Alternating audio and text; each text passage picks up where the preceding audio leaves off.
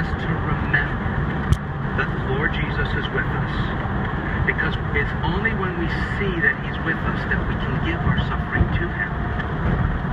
In other words, do you ever have something that's too heavy for you to bear? And you want to turn to somebody and go, could you give me a hand carrying this?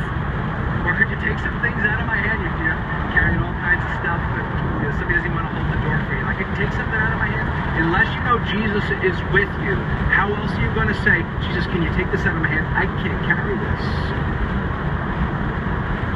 See, unless you know Jesus is with you, how else are you going to submit yourself to the plan of God when it involves suffering? So we have to see that He is with us. And it's so important to remember this, friends, that the Lord works through our suffering, not in spite of our suffering. Sometimes we often think like, well, you know, I guess the Lord's going to use this. No. This is how He works. It's not some mere coincidence. Even the stuff that we've self-inflicted ourselves, He'll still work through that. He uses it for our good and for His glory. But that does not mean it's going to be easy. That does not mean we're some cheesy plastic people going around like, you know, I can't believe what happened. You're like, oh, I'm just praising the Lord. That doesn't seem real to people. But the Apostle Paul knows that this is the typical way in which the Lord works. He worked out our salvation through His Son's suffering. He's going to work in our salvation through our suffering, and He's going to work in the salvation of others through our suffering. This is why the church in America needs to throw out this ridiculous, successful Christian living stuff.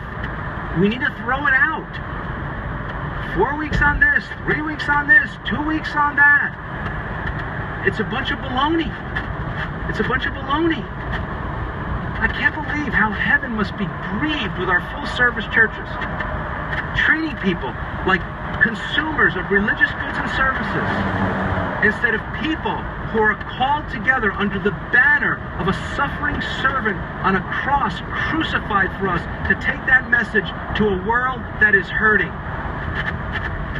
Instead of just some club where people come together to learn how to be happy all the time, to learn how their world can be better all the time. Like I've told you guys many times before, if you can't take the message to the war-torn areas of Sudan, it is not the gospel.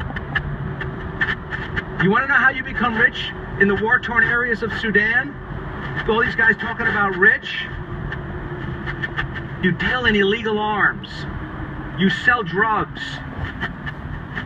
You're an agent for the enemy.